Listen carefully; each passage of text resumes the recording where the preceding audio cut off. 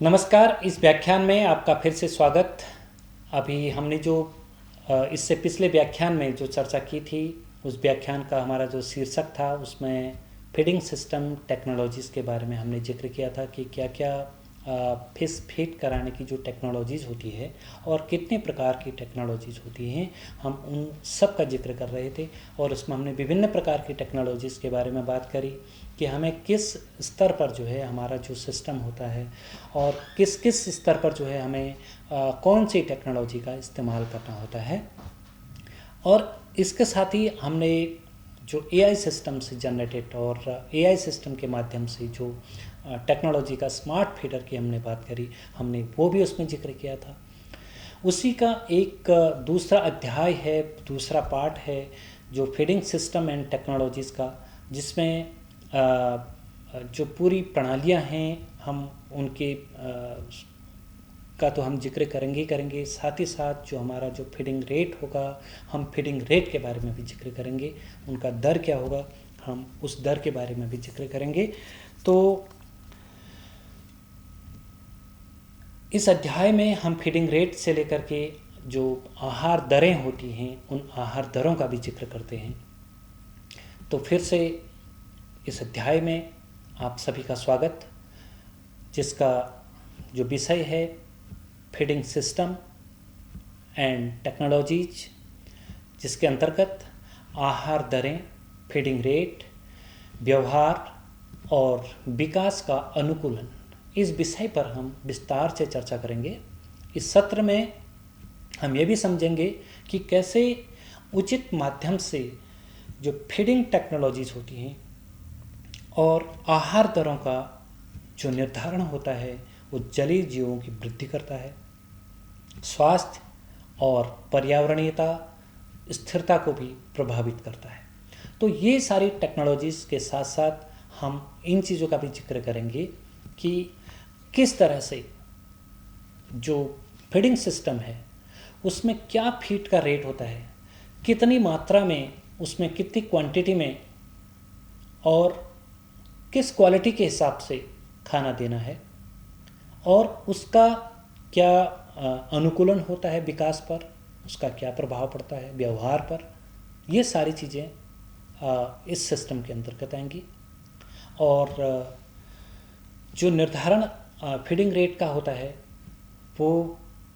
कितना महत्वपूर्ण होता है कि एक जो जलीय जीव होता है अगर उसको सही समय पर, सही मात्रा में, सही स्थान पर अगर खाना दिया जाता है तो वो उसके शरीर पर कितना पॉजिटिव इम्पैक्ट डालता है, कितना उसके स्वास्थ्य में सुधार लाता है और कितना उसमें वृद्धि करता है लेंथ वेट पे। क्योंकि हमें अंततः जिस तरीके से हम भोजन की दरों का निर्माण करेंगे, आहार दरों का निर्माण करेंगे, आहार दरों का निर्धारण करेंगे, तो उसी तरीके से वृद्धि का भी निर्धारण होगा, उसी तरीके से स्वास्थ्य का भी निर्धारण होगा और जो पर्यावरण स्थिरता होगी, जो इन्वायरमेंटल हम बात करते हैं कंस्टेंट की,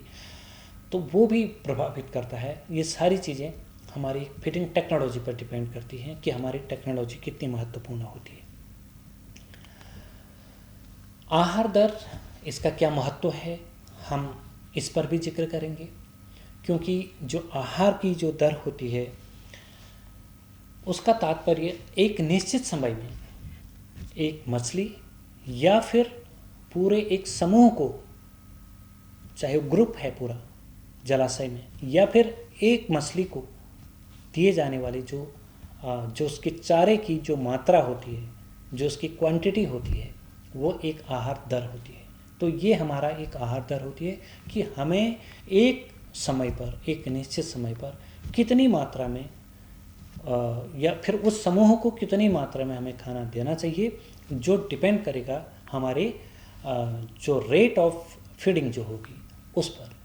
तो ये जो आहार की जो दर होती है वो कई बातों पर निर्भर करती है। जैसे मछली की प्रजाति कैसी है, क्योंकि विभिन्न प्रकार की मछलियाँ होती हैं।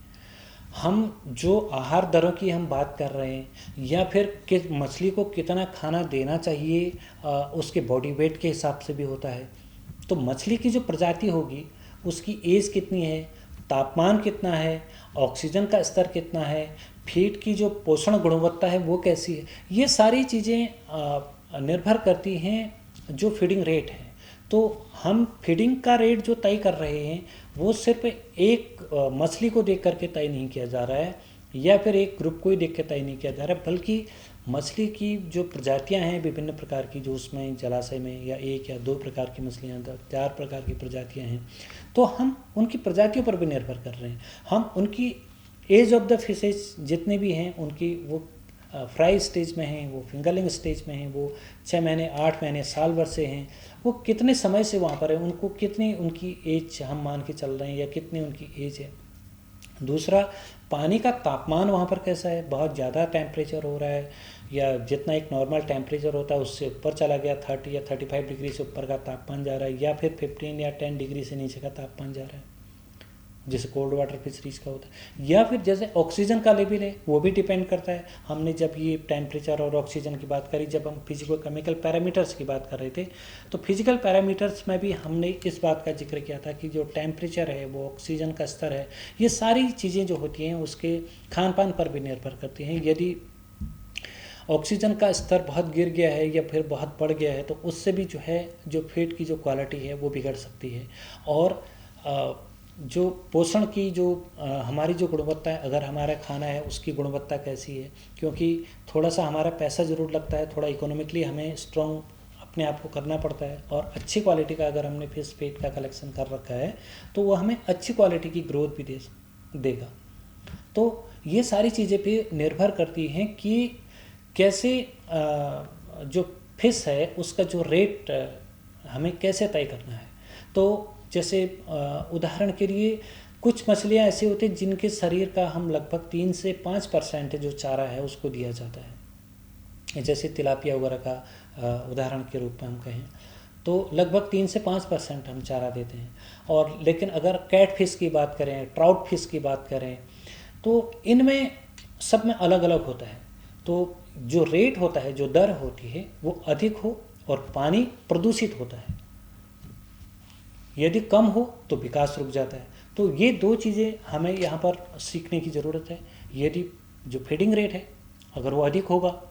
तो उससे क्या होगा कि पानी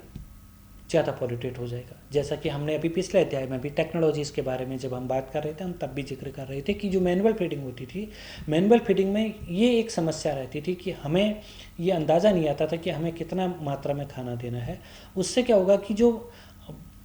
तालाब का जो पानी होगा, जो पॉन्ड का या फिर जो जलाशय का जो पानी होगा वो पॉल्यूटेड हो जाएगा। अगर उसके पॉल्यूटेड होने से क्या होगा कि अमोनिया की मात्रा उसमें बढ़ने लगेगी, नाइट्राइट की मात्रा बढ़ने लगेगी, और टेम्परेचर या फिर ऑक्सीजन का हम लेवल करें या फिर पीएच का लेवल करें, ये सारी चीज़ें जो है बैलेंस इसका नहीं बन पाएगा।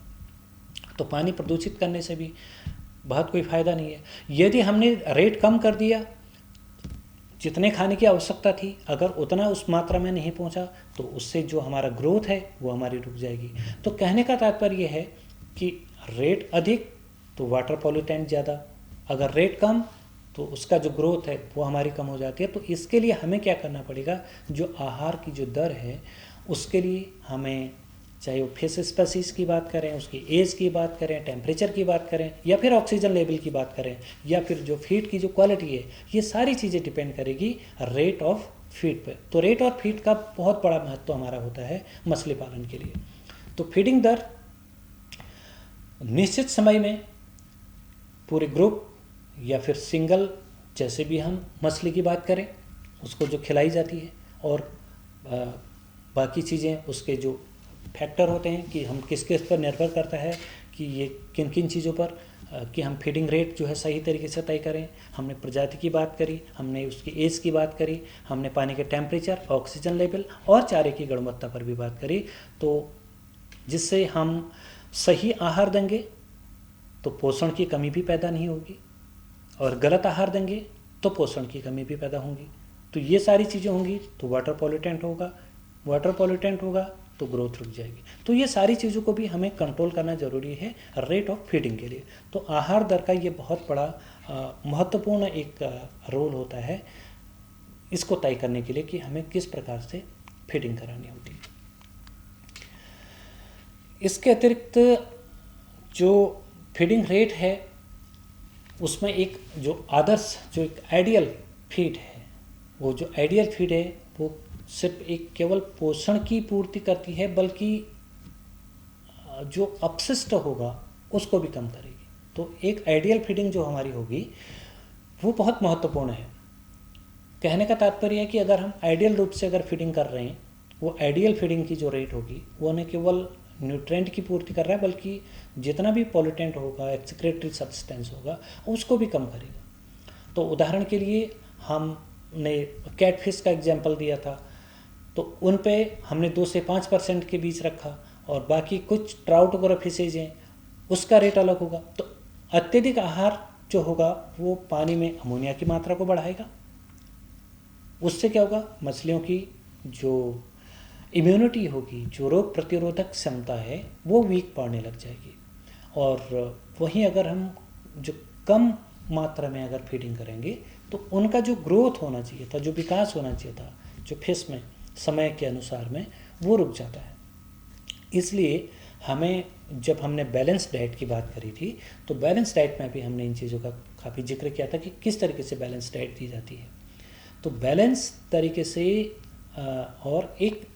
स्ट्रेटेजी बना करके, एक रणनीति बना करके कि हमें कितने मात्रा में देना है, ये सारी चीज़ें बहुत आवश्यक होती हैं एक आइडियल फीडिंग रेट के लिए। तो अगर हम अपनी स्ट्रेटेजी पहले तय करेंगे तो हम एक आइडियल फीडिंग रेट भी तय कर सकते हैं। आइडियल फीडिंग रेट अगर तय हो जाएगी तो हमें एक सही न्यूट्रिएंट देना, ग्रोथ, प्रोडक्शन और ये सारी चीज़ें हमारी, और मछलियों में विकास, ये सारी, और उनकी प्रतिरोधक क्षमता भी सही होगी। तो ये सारी चीज़ें एक डिपेंड करेगी स्ट्रेटेजी के तहत, एक रणनीति के तहत संतुलित रूप से आइडियल जो फीडिंग रेट को तय करने का। तो ये अगर हमारा कंप्लीट होगा तो हम सही तरीके से विकास कर सकते हैं ग्रोथ पर। अगर FCR और SGR की हम बात करें, क्योंकि हम इसमें फीडिंग रेट की बात कर रहे हैं, तो फीडिंग रेट में हमें फीड कन्वर्जन रेशियो, जो SGR होता है स्पेसिफिक ग्रोथ रेट, ये सारी चीज़ें भी जाननी जरूरी है। तो वैज्ञानिक दृष्टिकोण जो इसका रहता है वो फीडिंग कन्वर्जन रेशियो का, इसका उपयोग करके हम ये पता लगाते हैं कि कितनी फीड से कितना वजन बढ़ सकता है। यदि हमने कहा कि 3 से 5% बॉडी वेट के हिसाब से उसको हमने फीड करना है, तो उससे उसके जो वेट है उसमें कितनी बढ़ोतरी आएगी, जो लेंथ है उसमें कितनी बढ़ोतरी आएगी, क्योंकि वेट का ज़्यादा महत्वपूर्ण यहाँ पर पार्ट होता है FCR के लिए। अगर वेट बढ़ेगा तो कितनी फीड हमने कितनी मात्रा में दी, और जो SGR होगा, जो स्पेसिफिक ग्रोथ रेट होगा, इसके ज़रिए से जो डेली ग्रोथ मेजरमेंट होता है वो हम करते हैं फिश में। तो specific growth rate is the daily growth measurement, और FCR कि कितनी मात्रा में देने से कितना वेट में ग्रोथ हुआ है, कितना वजन उसका बढ़ा हुआ है। तो FCR और SGR ये दोनों चीज़ें हम इसमें तय करते हैं। इसके साथ ही जो सैचुरेशन फीडिंग होती है, तो इस प्रकार से जो रेस्ट्रिक्टेड फीडिंग होगी, ये सारी जो फीडिंग स्ट्रेटजी होगी उसको हम हेल्प कर सकता है कि हम किस तरीके से एक स्ट्रेटजी बनाएंगे फीडिंग रेट के लिए। तो FCR और SGR बहुत महत्वपूर्ण इसके पार्ट होंगे दोनों। और तकनीकी दृष्टि से अगर देखेंगे, जो स्मार्ट फीडर्स हैं, अभी हमने पिछले अध्याय में बात करी थी कि जो ऑटोमेटिक जो फीडिंग सिस्टम है उसमें विभिन्न प्रकार की आपके स्मार्ट फीडर भी थे, उसमें ड्रोन सिस्टम फीडर भी थे, मोबाइल फीडर भी थे, उसमें बेल्ट फीडर भी हैं। तो जितने भी प्रकार के जो ऑटोमेटिक फीडिंग सिस्टम है, वो आहार दरों की निगरानी भी और नियंत्रण को उसने सरल भी बना रखा है। ये हमने पूरे उस अध्याय में जिक्र भी किया था। और साथ ही साथ ये जो सिस्टम है उसमें समय का जो उसकी जो टाइमिंग होगी, टेम्परेचर और जो फीडिंग बिहेवियर होगा, उन दोनों को अगर हम मेजरमेंट करते हैं तो सटीक जो फीड डिलीवरी है उसमें बहुत असिस्ट करते हैं, क्योंकि टाइम, समय, टेम्परेचर और जो फीडिंग हैबिट जो होगी उसका मेजरमेंट करना बहुत ज़रूरी है। और ये सारी चीज़ें जो हैं, जो हमने ऑटोमेटिक फीडिंग सिस्टम अध्याय में हम जिक्र कर रहे थे कि हमारे पास जो है स्मार्ट फीडर होता है। स्मार्ट फीडर में ये सारी चीज़ें, उसमें टाइमर भी होता है, उसमें सेंसर भी होते हैं, तो ये सारे टाइमिंग, टेम्परेचर और फीडिंग बिहेवियर इन सब का मेजरमेंट करता है। देन उसके बाद ही फीडिंग होती है। तो आहार दरों के लिए भी सही निर्धारण के लिए हम इस प्रकार से जो एक्सपेरिमेंटल जो डेटा होता है और जो फिश का अगर हम हिस्टोरिकल रिकॉर्ड की बात करें और जो अगर बायोमास कैलकुलेशन की हम बात करें, तो इन सारे चीज़ों का सहारा लिया जाता है कि हम किस प्रकार से सही आहार दरों का निर्धारण करें। जो कई फीडिंग जो मॉडल होते हैं, जैसे राशन साइज मॉडल होता है और अन्य प्रकार के जो फीडिंग मॉडल होते हैं, उनमें क्या होता है कि जो मछलियों की जो आवश्यकता के अनुसार जो है वो उपयोग किए जाते हैं कि कहाँ पर किस तरीके से हमने उसका प्रयोग करना होता है।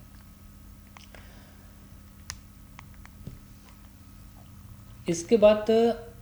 जो मछलियों का जो फीडिंग होती है, अभी हमने जो तकनीकी दृष्टि से देखा कि स्मार्ट फीडर और जो ऑटोमेटिक फीडिंग सिस्टम जो है वो कैसे आहार दरों की निगरानी और नियंत्रण को सरल बना देता है। इसके साथ ही इस जो फीडिंग का जो हैबिटेट होती है, हम उसका विश्लेषण कैसे करते हैं, क्योंकि मछलियों का जो फीडिंग व्यवहार होता है उसका भी हमें एनालिसिस करना ये बहुत अत्यंत आवश्यक होता है। क्योंकि जो फीडिंग हैबिट होगी, उनकी प्राकृतिक स्वभाव जो नेचुरल हैबिटेट होता है और जो पर्यावरणीय परिस्थितियाँ होती हैं उनसे कंडक्ट होता है, पूरा उनसे संचालित होता है। क्योंकि कुछ प्रजातियाँ वो सतह से खाना पसंद करती हैं और सरफेस फीडर अगर हम उनको कहें तो, और कुछ तली से खाना पसंद करती हैं जिसको हम बॉटम फीडर के नाम से भी जानते हैं, और कुछ मध्य स्तर में होती है जो मिड लाइंस में होती हैं, वो वहाँ से खाना पसंद करती हैं। तो ये अलग अलग फीडिंग उनकी हैबिट होती है और अलग अलग जगहों पर खाने की उनकी हैबिट होती है और वो उन्हीं जगहों से खाना पसंद करती हैं। ये उनकी अपनी नेचुरल हैबिटेट होती है। तो फीडिंग टाइमिंग और जो फ्रिक्वेंसी होती है, आवृत्ति जो होती है, वो बहुत मायने रखती है। क्योंकि मछलियाँ जो है वो आमतौर पर पूरे दिन में अगर हम बात करें एक खास समय पर भोजन खाने की आदत विकसित कर लेती हैं और लगातार समय पर भोजन से बेहतर वृद्धि देखी जाती है। ये हमने जब फूड एंड फीडिंग सिस्टम हम इससे पिछले अध्याय में हम जिक्र कर रहे थे, तो हमने तब भी इसमें ये जिक्र किया था कि हमें कैसे फीडिंग दी जाती है, फिश को फीड कैसे दिया जाता है, उसकी टाइमिंग क्या होना चाहिए थी। जैसे हमने कहा कि अगर हमें सुबह के समय पर अपने पौंड में या जलाशय में खाना देना है, तो हमने एक समय फिक्स कर लिया कि हमें सुबह 8 से 9 बजे के बीच मध्य या 8:30 बजे जो है हमें एक समय पर खाना देना होता है। तो मछलियों में कुछ जो आदतें होती हैं वो लगभग उसी तरीके से ढलने लग जाती हैं, क्योंकि हमें इस समय पर यहाँ पर खाना मिल जाता है या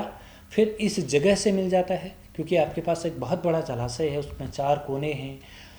आप किस समय पर किस जगह से, स्थान और समय की महत्वपूर्ण भूमिका होती है और उसी तरीके से उनमें वो जो हैबिट होती है वो विकसित कर लेती हैं मछलियाँ अपने आप में,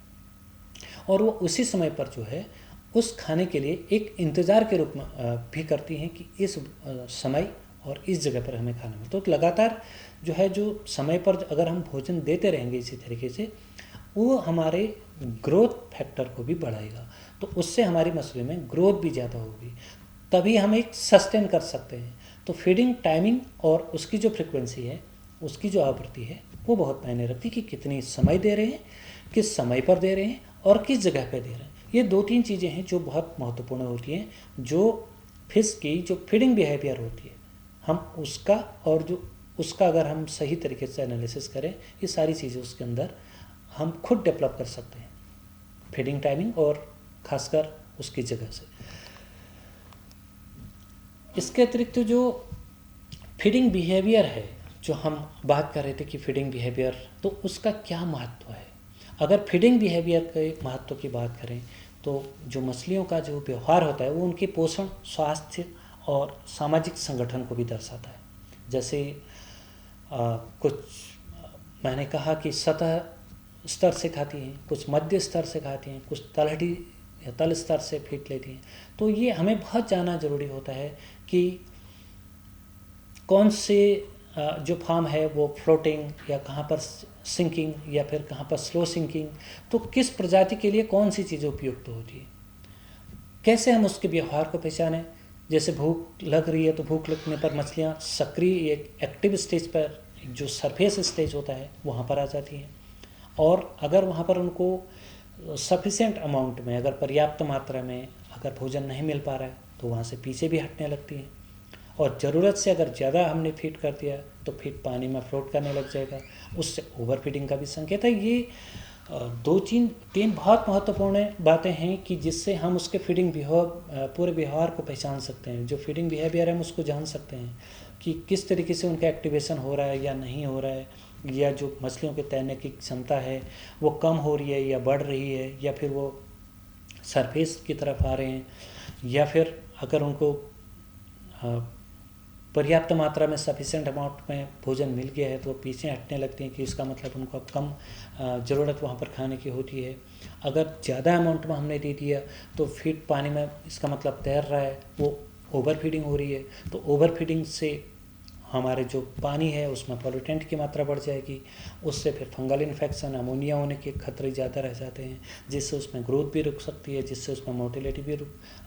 बन सकती है। तो ये सारी चीज़ें जो फीडिंग बिहेवियर है, हमने उसका महत्व और उसको पहचाना, ये दोनों चीज़ें बहुत महत्वपूर्ण है कि हम उसको क्यों पहचानें और कैसे पहचानें और उसका क्या महत्व है। इसके साथ जो फीडिंग पैटर्न है और जो समय है, हम उसका बहुत हमें ध्यान रखना होता है कि निश्चित समय पर जो हम फिश फीड करा रहे हैं तो उस समय को पहचानने लगती हैं, चाहे वो दिन में 2 बार हम करा रहे हों, 4 बार फीडिंग करा रहे हों, ये थोड़ा सा उपयुक्त मात्रा होती है कि वो डिपेंड करता है कि किस एज और किस स्टेज में मछलियाँ हैं, कौन सी ग्रोथ स्टेज उनकी चल रही है, तो हम कितनी बार उनको खाना है। विशेषकर जो छोटे फिंगरलिंग्स है उनके लिए दिन में अगर हम 2-4 बार फीडिंग है तो बहुत उपयुक्त होता है, लेकिन उसको किस मात्रा में देना है ये बहुत ज़रूरी होता है। कहीं ऐसा ना हो कि हमने 2-4 बार की फीडिंग तो कर दी लेकिन वो ओवर फीडिंग के रूप में जा रहा है। तो जैसे रात को है तो हम रात को फीडिंग नहीं की जाती है, क्योंकि प्रकाश की अनुपस्थिति में वो फीड नहीं करती। तो ये बहुत बड़ी खासियत होती है मछलियों के लिए। ये जो चीज़ें हमें उसके फीडिंग बिहेवियर है उसमें जाननी बहुत ज़रूरी होती है। इन प्रेजेंस ऑफ लाइट ही जो है मछलियाँ फीडिंग करती हैं, तो रात में ज़्यादा नहीं करती हैं। तो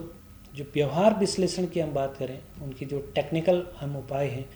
तो जैसे अंडर वाटर कैमरा से वीडियो रिकॉर्डिंग कर सकते हैं, या फिर जो सेंसर है जो उसकी जो ध्वनि है या गति से वो भूख को पहचान सकते हैं, या फिर आर्टिफिशियल इंटेलिजेंस की हमने जो सिस्टम की बात करी तो उसके फीडिंग ट्रेंड से हम ये एनालिसिस कर सकते हैं। तो चाहे हम किसी माध्यम से करें, लेकिन हमें कुछ फिजिकल तरीके से अपने भी व्यवहार को तय करना पड़ेगा उनके फीडिंग बिहेवियर के लिए, और दूसरा उनकी जो इंटरनल फीडिंग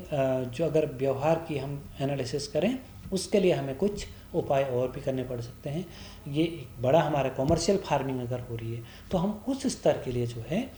इस प्रकार के सेंसर का इस्तेमाल कर सकते हैं, जो उनकी भूख को भी पहचान सकते हैं, और जो अंडर वाटर कैमरा है उसकी जो वीडियो रिकॉर्डिंग है उन सारी चीज़ों को भी वो डिपेंड करती है। जो प्रौद्योगिकियाँ की हम बात करें, जैसे हमने टेक्नोलॉजीज़ की बात करी, अंडर वाटर कैमरा की बात करी, या सेंसर बेस्ड ट्रैकिंग की बात करी, और या फिर जो AI एनालिटिक्स जो हैं, या फिर मछलियों के फीडिंग पैटर्न को समझने में जो मदद करती हैं, इससे क्या होगा कि जो अंडर फीडिंग होगी या फिर जो ओवर फीडिंग होगी इससे हम बच सकते हैं। कम खाना या फिर अधिक मात्रा में खाना देना, यानी कि अंडर फीडिंग करना या ओवर फीडिंग करना, ये सारी चीज़ें हम इस चीज़ों से बच सकते हैं। एक एनालिसिस करने के बाद, फीडिंग पैटर्न को समझने के बाद, फीडिंग बिहेवियर को समझने के बाद, हम उसको चाहे सेंसर बेस्ड ट्रैकिंग से समझें, या अंडर वाटर कैमरा के बेस पर समझें, या फिर AI बेस्ड टेक्नोलॉजी के बेस पर समझें, तो इससे क्या होगा कि जो अंडर फीडिंग और ओवर फीडिंग होगी वो हमारी कंट्रोल रहेगी। साथ ही साथ जो भोजन के प्रति जो प्रतिक्रिया है, उनकी जो रिएक्शंस जो भोजन को देखते होते हैं, जैसे एक अपना झुंड बना लेना, ऊपर तैरना, या फिर फीड को पीछे छोड़ देना,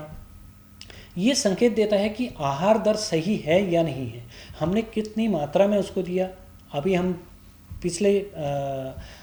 स्लाइड में जिक्र कर रहे थे कि आहार दर का हम सही कैसे कर सकते हैं, तो ये चीज़ें भी हमें संकेत दे रही है। तो ऐसे व्यवहार को निरंतर रिकॉर्ड करके उसका सही विश्लेषण करना बहुत आवश्यक है। एक साथ में फीडिंग व्यवहार को समझकर हम न केवल पोषण प्रबंधन बेहतर होता है, बल्कि यह भी तय किया जा सकता है कि कौन सी जो फीड फार्म है वो फ्लोटिंग है, वो सिंकिंग है या वो स्लो सिंकिंग है, वो किस प्रजाति के लिए उपयुक्त है। ये समझना भी हमें बहुत ज़रूरी होता है।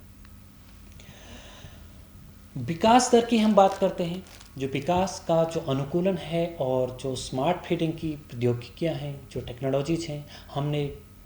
पिछले अध्याय में खूब अच्छे तरीके से हमने स्मार्ट फीडिंग टेक्नोलॉजीज़ की बात करी थी। विकास दर को मापने के लिए हमने बात करी थी। स्पेसिफिक ग्रोथ रेट जो हैं, जो चाहे हम SGR की बात करें, फीड कन्वर्जन रेशियो FCR की बात करें, प्रोटीन एफिशिएंसी रेशियो PER की बात करें, तो ये जितने भी मापदंड हैं, जितने भी मेजरमेंट हैं, ये सारे उपयोग किए जाते हैं। उनका जो ग्रोथ होती है उसको उसके अनुकूलन के लिए, विकास का जो अनुकूलन है और जो स्मार्ट फीडिंग की जो टेक्नोलॉजीज़ हैं, हम सारा उपयोग कर सकते हैं। साथ ही साथ जो FCR है, फीड कन्वर्जन रेशियो, हमने पिछले अध्याय में भी बहुत बार इसका जिक्र किया था, फूड एंड फीडिंग लेक्चर में भी। जितना फीड कन्वर्जन रेशियो कम होगा उतनी ही कुशल फीडिंग प्रणाली मानी जाएगी, उतनी अच्छी ग्रोथ होगी, उतना अच्छा प्रोडक्शन होगा। तो जो स्मार्ट फीडिंग की जो टेक्नोलॉजीज होंगी, जैसे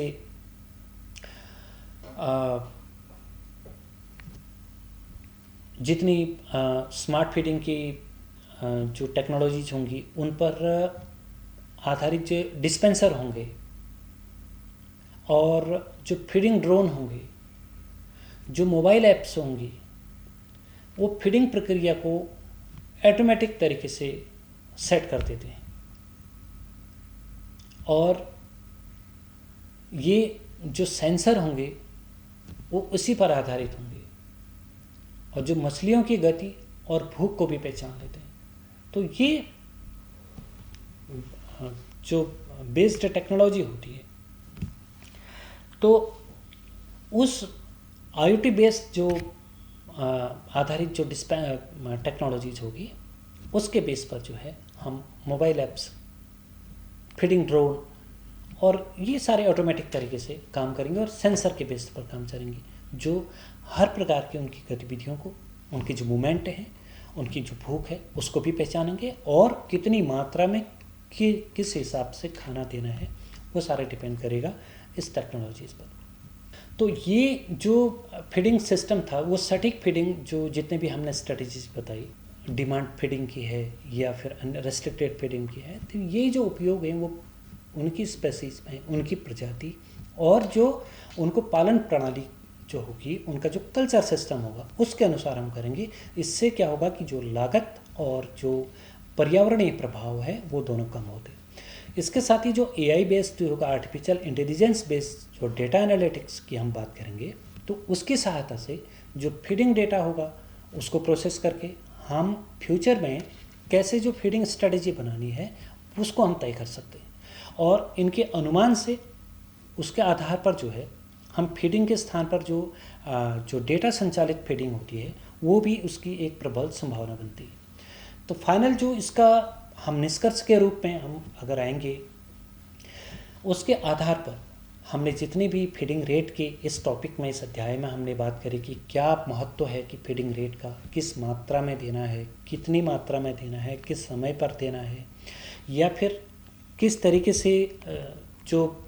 उनका फीडिंग बिहेवियर होता है या फिश का, एनिमल का बिहेवियर होता है, हमें उसको कितना महत्वपूर्ण होता है पहचानना, क्यों इतना महत्वपूर्ण होता है कि उसको हम पहचानें। ये सारी चीज़ें हमने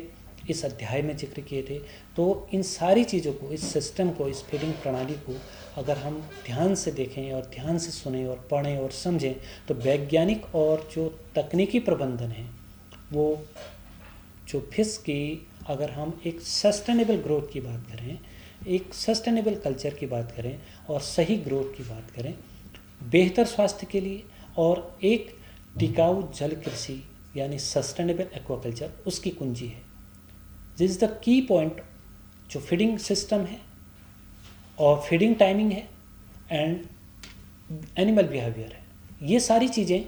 हम डिपेंड करता है कि हमारी फीडिंग रेट क्या होनी चाहिए, और एक सस्टेनेबल एक्वाकल्चर के लिए ये बहुत आवश्यक भी है। दूसरी चीज़, जो आहार दरें होंगी, जो फीडिंग रेट होंगी, जो फीडिंग बिहेवियर होगा और जो विकास होगा, वो आपस में गहराई से जुड़े हैं। क्योंकि अगर हमने सही समय पर, अगर सही मात्रा में यदि भोजन को मछली तक नहीं पहुंच पाया या फिर अधिक मात्रा में पहुंच गया, तो दोनों का जो आपस में जो रेशियो है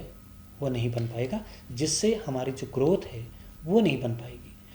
जो प्रोडक्शन है वो कम हो जाएगा। तो बढ़ाना है प्रोडक्शन समय के अनुसार, तो उसके लिए हमें आहार दर और व्यवहार और विकास, इन तीनों को समझना होगा, जिससे तकनीकी और जो विश्लेषण आधारित पर हमने, चाहे वो एआई बेस्ड विश्लेषण की हमने बात करी, तो उसके आधार पर जो फीडिंग जो रणनीति है, जो फीडिंग स्ट्रेटजी है, उसको हम सही तरीके से अपनाकर उस मछली पालन को टिकाऊ